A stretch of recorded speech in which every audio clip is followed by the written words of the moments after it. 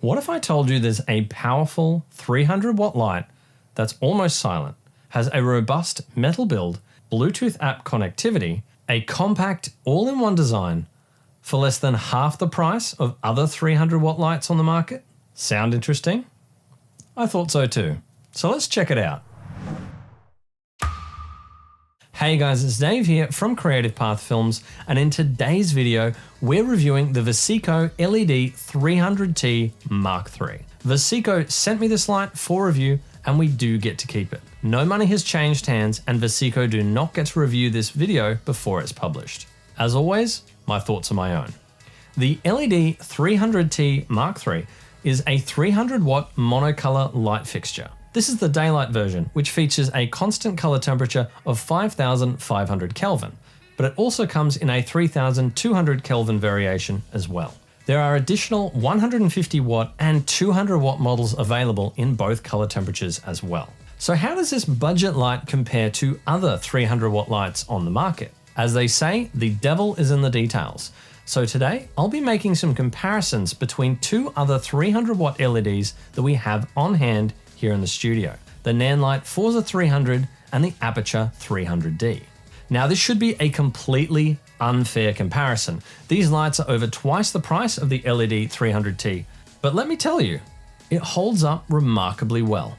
This light's closest price competitors are probably the Nanlite FS 300 and the Godox SL 300 Mark III, and we'll talk a little bit about these two lights at the end of the video, so stick around for that. All right, let's get into it. Let's start with the pricing and inclusions. While the exact price of this unit has yet to be finalized, Visico estimates it will go on sale for around $400 US.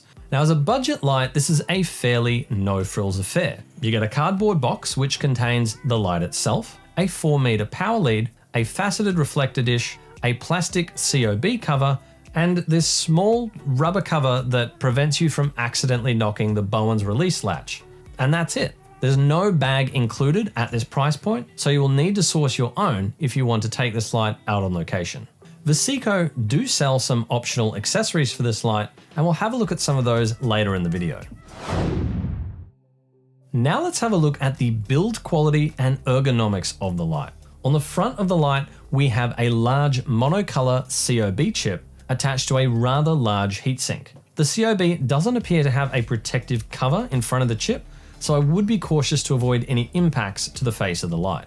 This light features a universal Bowen's mount for a plethora of lighting accessories from various brands, such as softboxes and reflector dishes.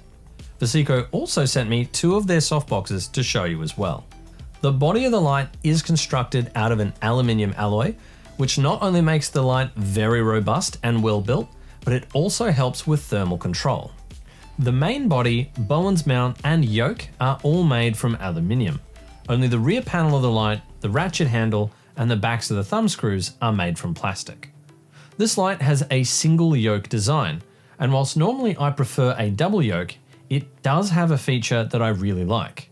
If you loosen this screw here, you can actually reposition the yoke anywhere along this track on the underside of the body. This allows you to perfectly balance the light when using different modifiers, reducing the strain on your light stand and preventing it from toppling over.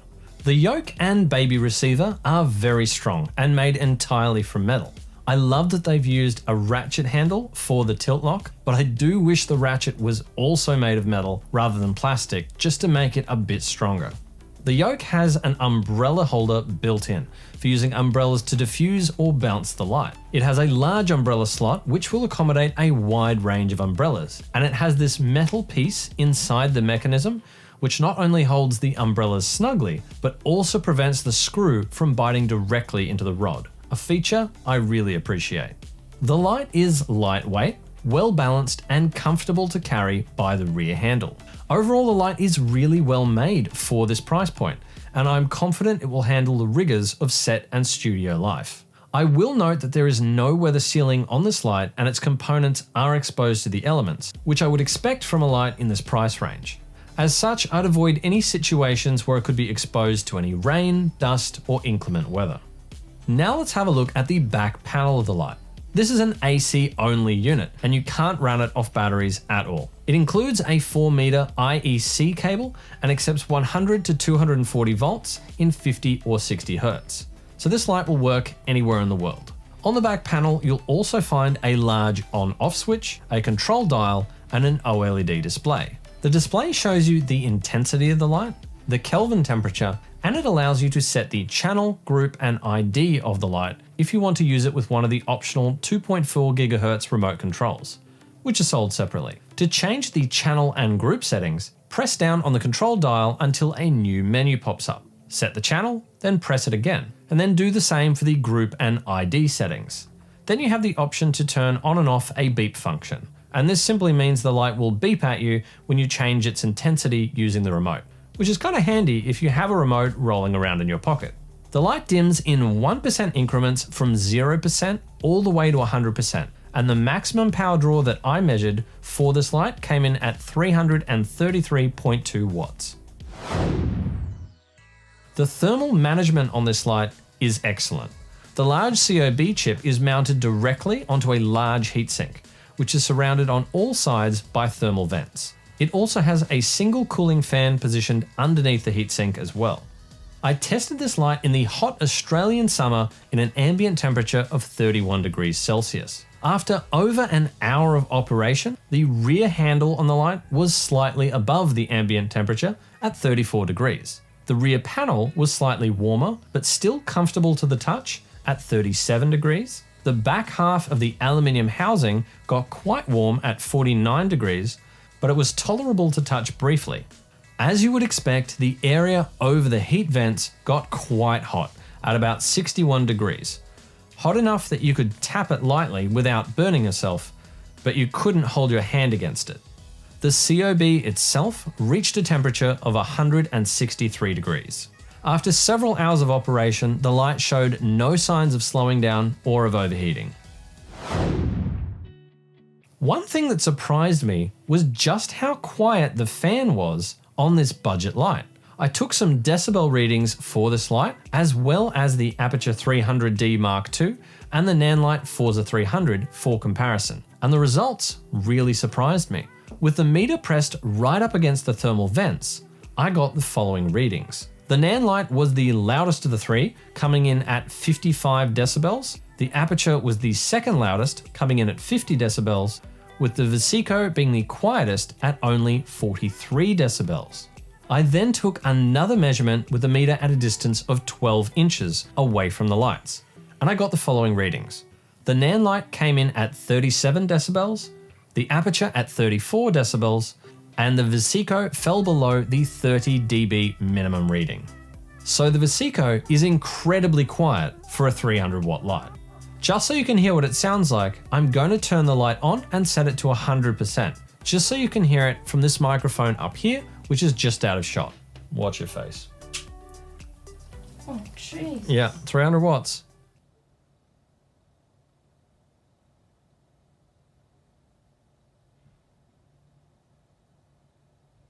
So there you go. The LED-300T features an all-in-one design, so both the power supply and the control unit are built into the rear of the light. Now, this has its pros and cons. The obvious pro is that the unit is a lot more portable and a lot lighter, so it takes up less room in a lighting bag. Overall, the light measures 38 centimeters long by 13 centimeters in diameter. But in order to keep the size and the price down, Visico obviously had to sacrifice some of the professional features found in the other two lights. Both the Nanlite and the Aputure can run off V-mount batteries, and they also have DMX control, and the Visico doesn't have either of these functions. Another downside to the all-in-one design is that you can only physically control the light from the rear of the unit, whereas the other two lights have ballasts, which you can position at the base of the stand. So if you've got this light rigged up high, you'd have to lower the light down in order to make any manual adjustments. Now, not all hope is lost though.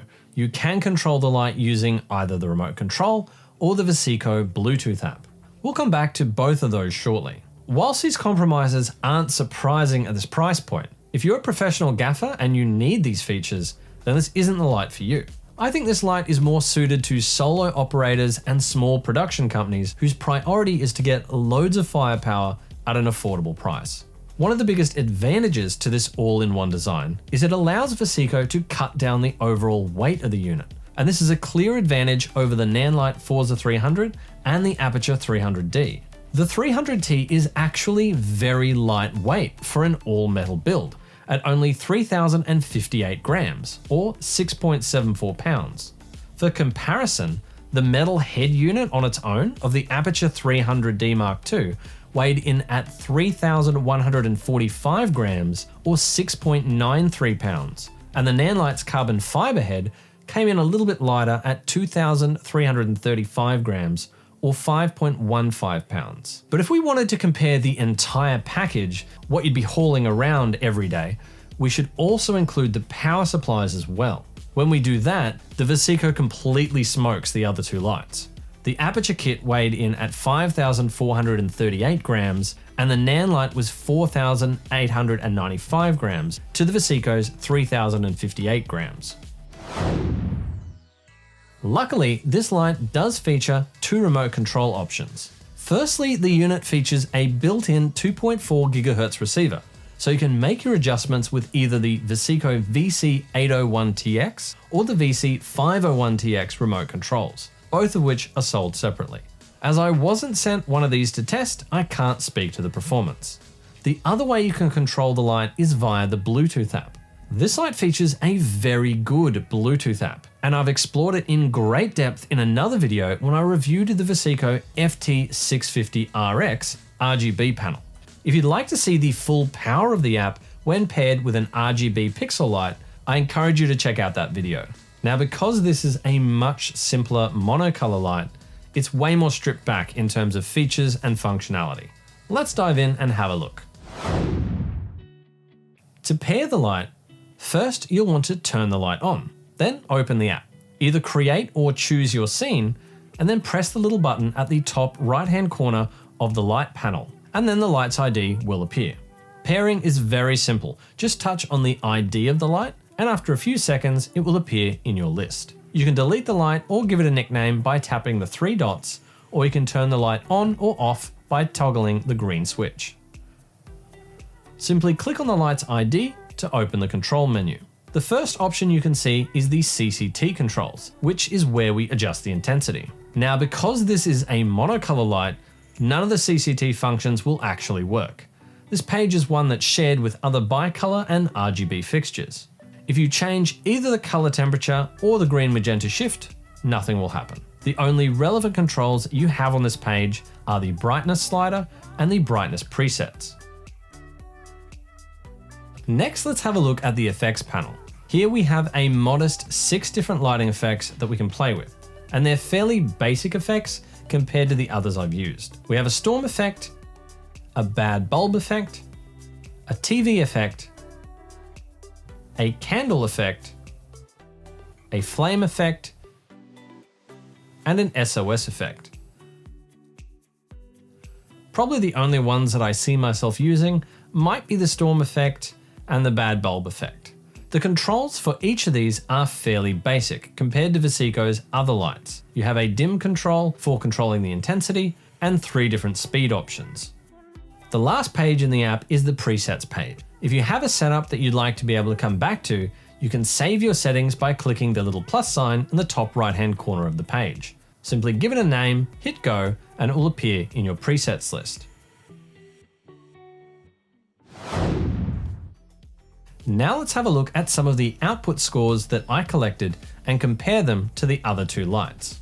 I took readings from all 3 lights, bare bulb at 1 meter and 3 meters, and then I took some additional measurements with the included faceted reflector, as well as my reflector dish of choice, the standard 7-inch textured reflector from Godox. This dish gives a much more even beam spread than the faceted reflectors, which tend to have a hot spot in the center, and this one is no exception. I took these readings with a Sekonic L758 Cine light meter. At 1 meter bare bulb, the Visico came in at 12,100 lux. This was matched by the Forza 300, with the Aputure scoring a little lower at 11,000 lux. At 3 meters bare bulb, the Visico measured 1,700 lux. This was again equaled by the Forza 300, with the Aputure once again trailing behind at 1,500 lux. Now let's compare the performance of the two reflector dishes.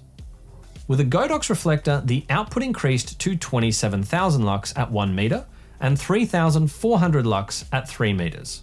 With the faceted reflector, it measured 84,700 lux at 1 meter and 7,000 lux at 3 meters. Bear in mind, however, that most of this increase is concentrated in the center of the hotspot, and it falls off rather quickly as you move out from the center of the beam. Next, let's have a look at the color rendering scores. This light has an advertised CRI of 97+, and an advertised TLCI also of 97+. I took my own measurements for this review with a Sekonic C800, which I currently have on loan from Sekonic and their Australian distributor KL. So big thank you to both of those guys for supporting the channel. I took these measurements both bare bulb and with the included reflector dish at a distance of 1 meter. The light appears to be calibrated for use with the reflector dish, as the scores improved slightly across the board when it was in use. If you'd like to get a PDF copy of any of the test results or the data that I've collected for this video, I'll have a download link down in the description. First, the CCT scores. With a target CCT of 5,600 Kelvin, the light measured 5,834 Kelvin bare bulb, or 5,720 Kelvin with the reflector. The light scored below its advertised CRI of 97+. My copy read 95.1 bare bulb and 95.7 with the reflector, with only R9 and R12 falling below 90. For TLCI, the light measured 99 in both tests. The light measured an SSI score of 75 compared to the daylight standard, and this was the same in both tests. The light measured a TM30 color vector score of 93 and had a delta UV of -0.0053, which means the light has a slightly magenta shift. This can be corrected, however, with a 1/8 plus green correction gel. The reflector dish improved the scores slightly, bringing the TM30 up to 94 with a delta UV of -0.0046, and the color saturation was a consistent 104% in both tests. Here is the white balance correction for the light bare bulb and with the reflector, and here is the spectrum distribution, first bare bulb and with the reflector dish attached. Once I took these readings, I also added a Lee Filters 1/8 plus green correction gel and retested the light both bare bulb and with the reflector. The gel improved things quite a bit across the board, which is probably best illustrated with the white balance correction charts. Here they are ungelled, and here they are with the gel applied. Applying the gel brought the CCT much closer to the target value of 5,600 Kelvin. It also improved the CRI score to 96.2 and 96.5 respectively. It brought R9 back above 90. It also improved the TM30 scores up to 94 and brought the color saturation down to 102%. The only negative change I observed is that it did reduce the TLCI score down 1 point from 99 to 98, which isn't a big hit. After conducting these tests, essentially I'd always try and use this light with a 1/8 plus green correction gel in order to get the most accurate results from the light. Now onto the dimming test. All of these tests were conducted both bare bulb and with the included reflector dish at a distance of 1 meter. No gels were applied for these tests.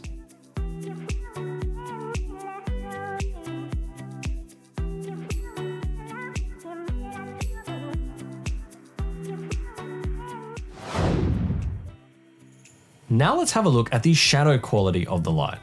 This is the shadow quality of the light bare bulb with no reflector dish attached. Here's the shadow quality with the included faceted reflector, which as you would expect has poor shadow quality and multiple shadows. This is the shadow quality with the Godox reflector.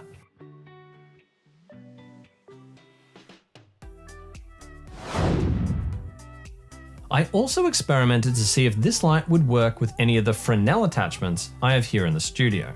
First, I tried it with the Nanlite FL20G Fresnel, which doesn't fit the light at all, so you can rule that one out straight away. Then I tried it with the Aputure 2X Fresnel, which did fit, but didn't work very well, which isn't really that surprising, seeing as it's calibrated for a completely different set of lights. So I wouldn't bother with either. Visico do have a range of their own accessories that you can use in combination with this light. They have stands, softboxes, barn doors, lantern diffusers, beauty dishes, umbrellas, and more. For this video, they sent me 2 of their softboxes to pair with this unit. Now they have a pretty decent range of softboxes to choose from in various sizes and styles. This one here is the largest size available, which is the EB072 120cm Octabox. This one here is the smaller, also named EB072 60 by 90cm rectangular softbox. Both of these are quick release umbrella style softboxes and are super fast to set up. Simply open up the diffuser and push down on the collar that surrounds the central rod. Once it locks into place, simply add your diffusion panel and you're good to go. To pack it down, simply peel back the panel and press the button on the side of the collar and it will release the rods. The smaller rectangular softbox shares the same umbrella design, which is great that you don't have to assemble each of the rods one by one like you do on other brands. I've sampled softboxes from a range of manufacturers in the past, including Newer, Godox, and Aputure. I found that this design is super fast and easy to set up and use. I love that the fabric doesn't pull away from the rods like on the Godox ones, but I did find that the lining is a little bit thinner than the Godox softboxes and kind of similar in thickness to the Newer and Aputure softboxes. I'm not sure it would handle heavy abuse or fare well as a rental item, but I think for an owner-operator who looks after their gear, they'll hold up well under normal use. I've encouraged Visico to make their diffusion fabrics available separately as a spare part. Both Aputure and Godox do this via their AliExpress stores, and it's fantastic. It's the main reason I choose these brands, especially as someone who rents out gear. So hopefully Visico will follow suit. The diffusion layers are a one-stop diffuser, and both softboxes come with an inner diffuser, outer diffuser, nylon carry bag, and a light control grid. This softbox is not a parabolic softbox, and personally, I'm grateful because I do have a parabolic softbox in this size, and it's incredibly unwieldy being that large and deep.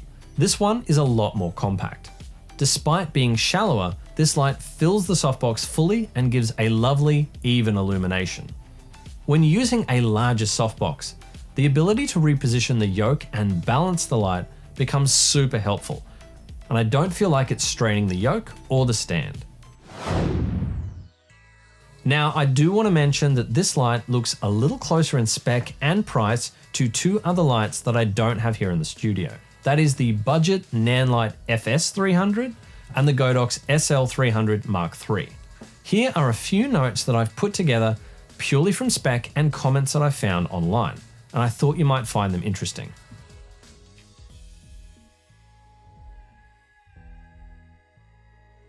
So there you have it.